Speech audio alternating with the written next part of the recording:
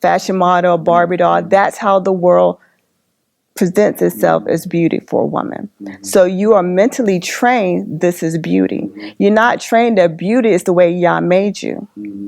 When Yah created a woman, he didn't create us with makeup on. He didn't create us with weave in our hair. So you're really spitting in Yah's face to say, the way you made me is not beautiful.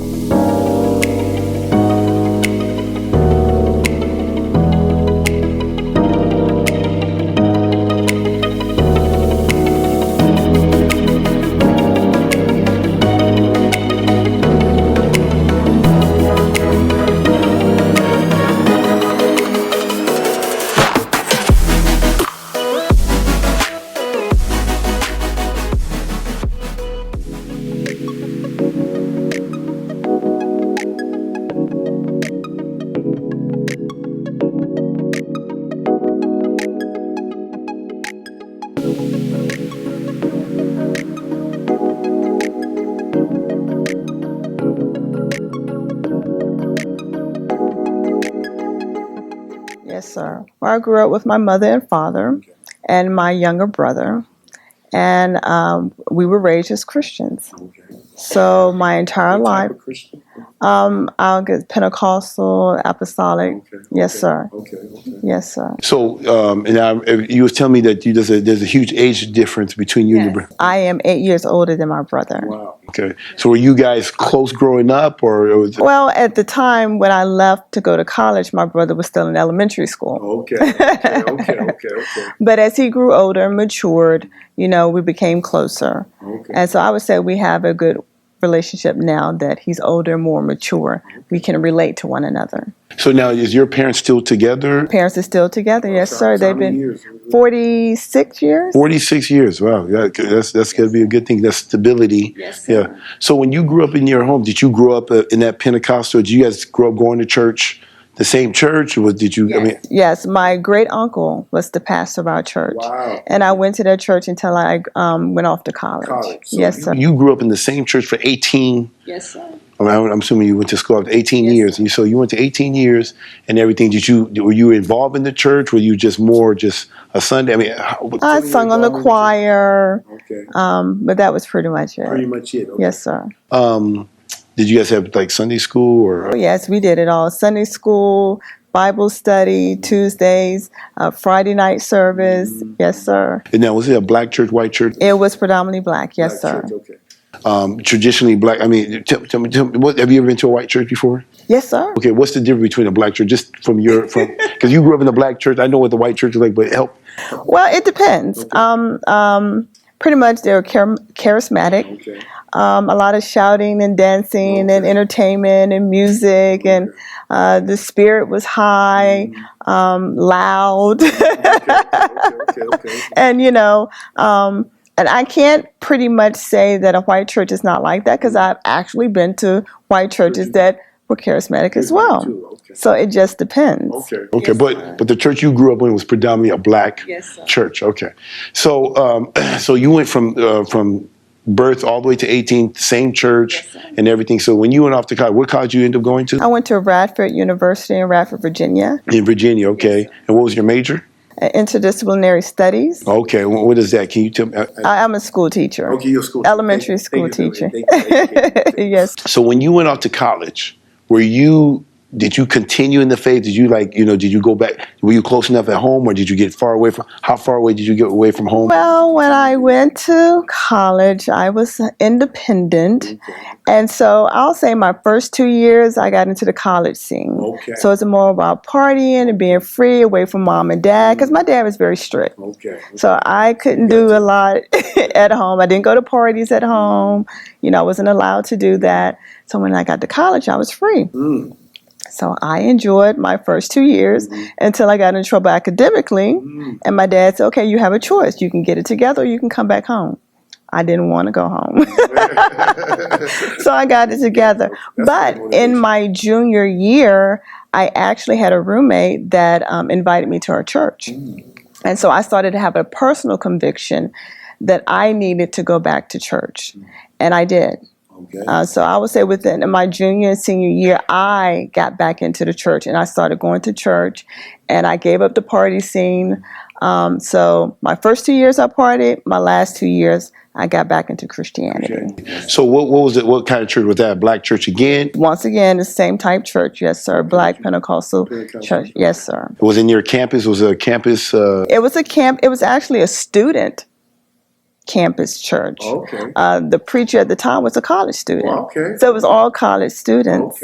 Yes, sir. Now, when you went there, you eventually graduated and everything like that. Did you said you met your husband, your first? I graduated and I met my husband at a fellowship church with the church that I was attending at the time. And I got married at 23 years old.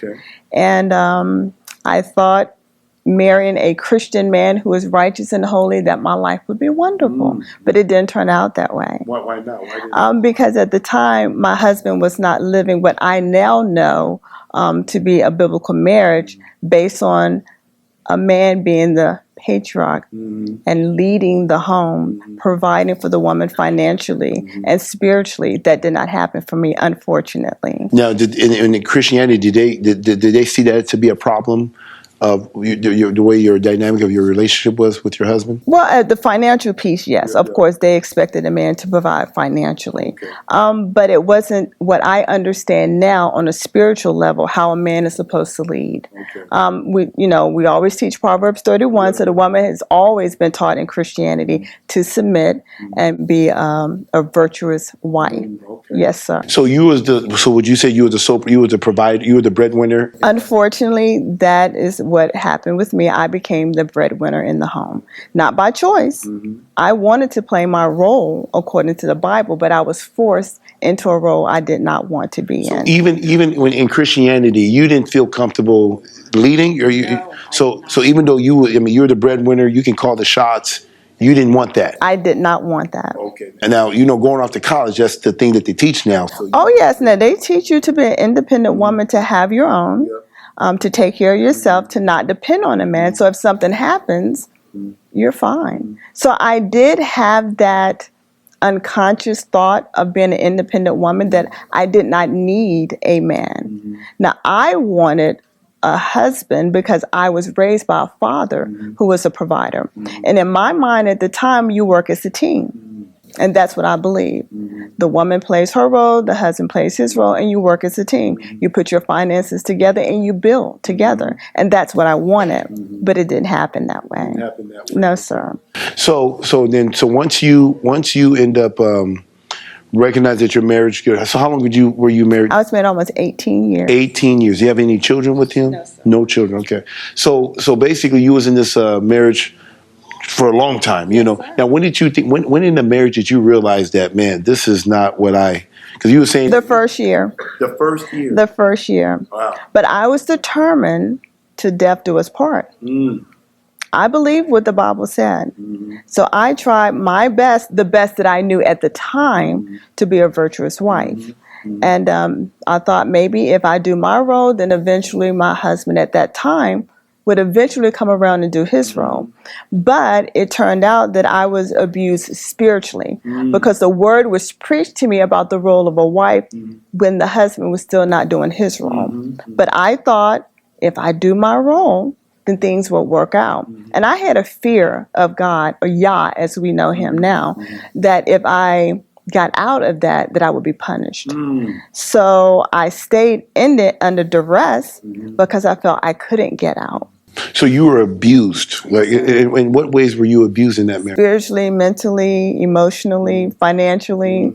And physically? Was there any physical abuse? Sir. Okay, there was physical abuse. So you know what it feels like to be in an abusive relationship. Yeah. Definitely. So you went from an abusive situation. So where did this whole thing come from? Were you practicing Christianity with your other? The whole time. So once you divorced, was you still in Christianity? Well, at that time, I started to question a lot of things. Okay. Things just didn't line up. I saw a lot of hypocrisy. I felt like the church was all about money, entertainment, and the word was a little light for me. I said, there has to be something more to this. Now, mind you, I wasn't a Bible student. I just believed what the preacher told me. So I was a follower. Now that's my fault. I realized that you're supposed to study to show yourself approved. But like most Christians, they just listen, and whatever the preacher say, they trust the preacher and they follow through. But I knew within me that something wasn't right. So I started going from church to church to church, trying to find the truth. And then eventually I stopped and I prayed to the Father, please show me the truth. And eventually I was led to the Hebrew roots, and I started hearing about Torah and obeying the law and eating clean foods, and you weren't supposed to celebrate certain holidays. And then I started questioning Christianity. And so I said, Father, show me truth. And eventually I was led to the Messianic. And there I was taught truth, Torah, eating clean foods, and I embraced that. But that still wasn't quite it. I was almost there, but not quite. So when did you start reading the Bible? Because you were saying that you was based off, your thing was based on what the pastor said. Yes, so when did that conversion happen that I need to start knowing the Bible for myself? When I started attending the Messianic congregation, I started attending a school. They had an academy there. Okay. And that's when they started to break down the Bible. And then things started to make sense. I said, this is the truth that I've been praying for. And that's where my journey, I'll say my truth began when the light came on. So when you was in Christianity in the black church, you never opened the Bible like this. Not like that. And actually start, when they say Bible study, because I'm even going when we did Bible study, it was always reading another book, exactly. Book. I had hundreds and hundreds of books, T.D. Jakes, Joel Osteen, you name it, I had it. Wow. Yes, sir. So, but this is the first time you actually opened up the Holy Bible, in the Messianic the school that you went to. Okay. And so once you started going on that journey, how did that go? I mean, you're obviously not in there. So what kind of took you away from that? Like, why are you not in the thing that you started with? With the Messianic, I met my husband there. Okay. And eventually, your second husband. My second husband. Things didn't quite line up. They didn't have the spirit.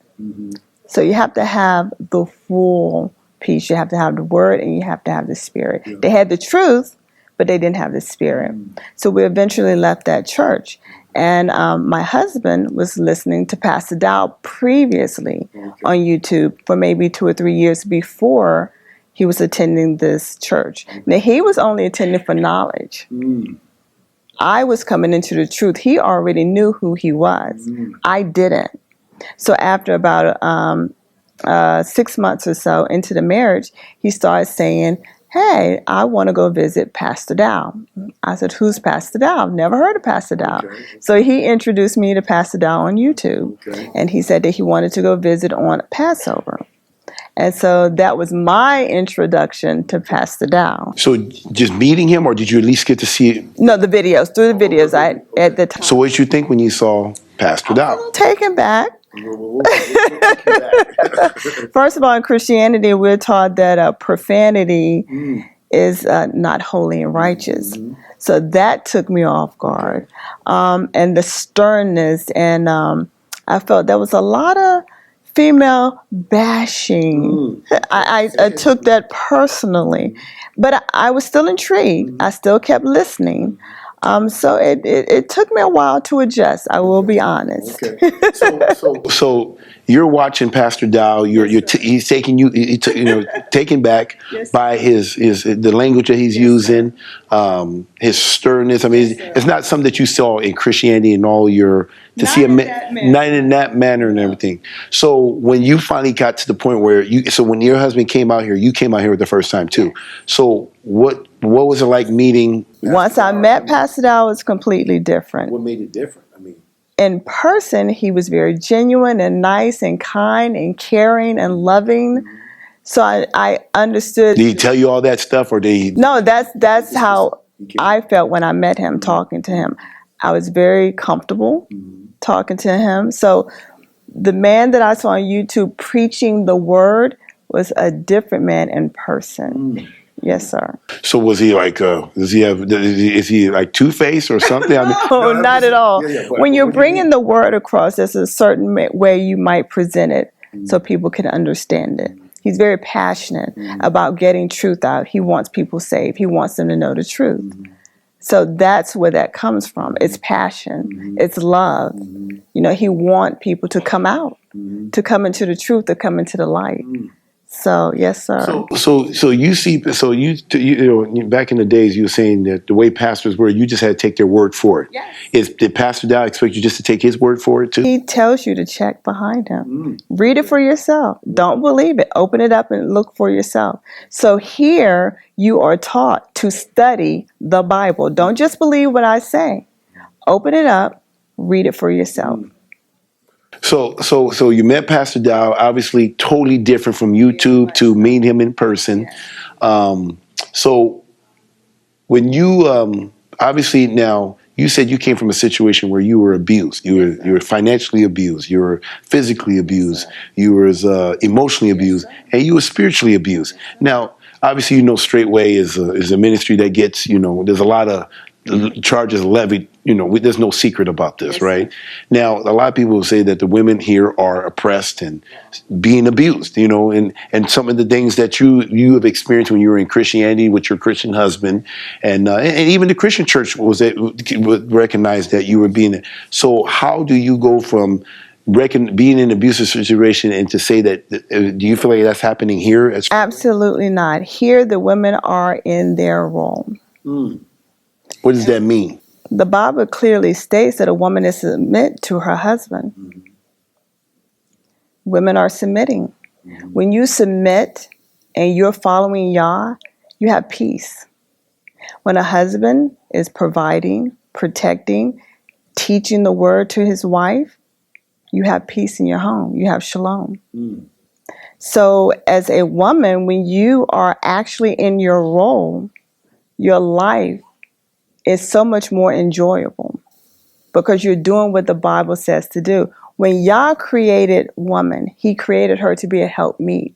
He created man first. He created man and the animals.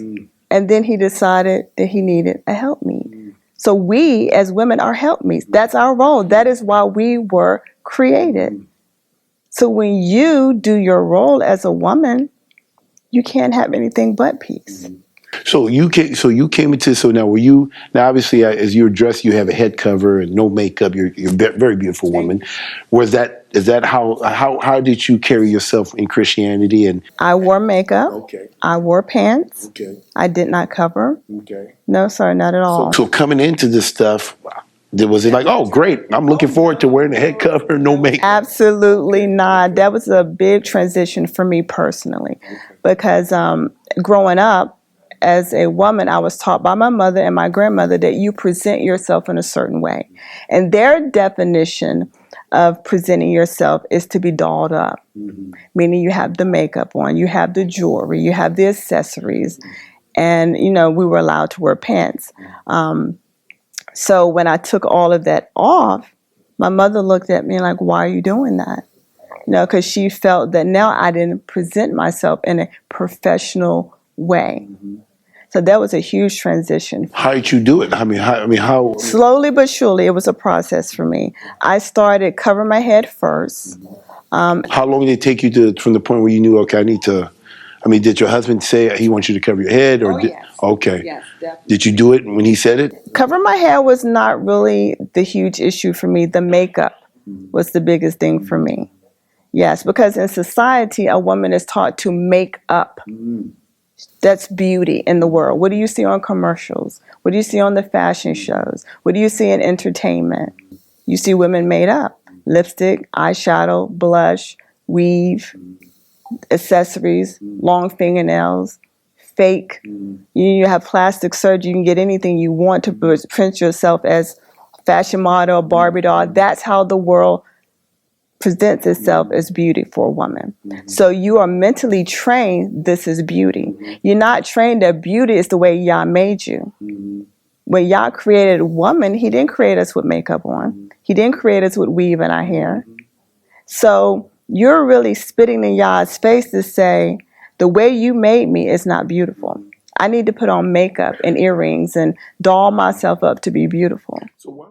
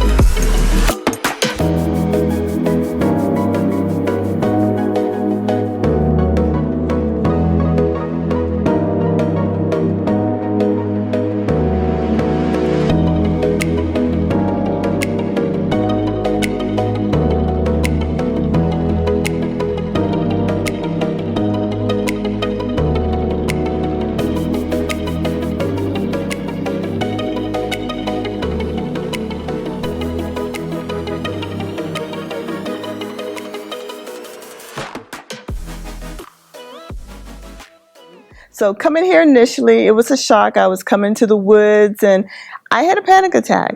I had never seen people live this way on a community. I didn't know anything about communities. I knew about the Amish and the Mormon, but that's it. I had never seen people living together in a community before.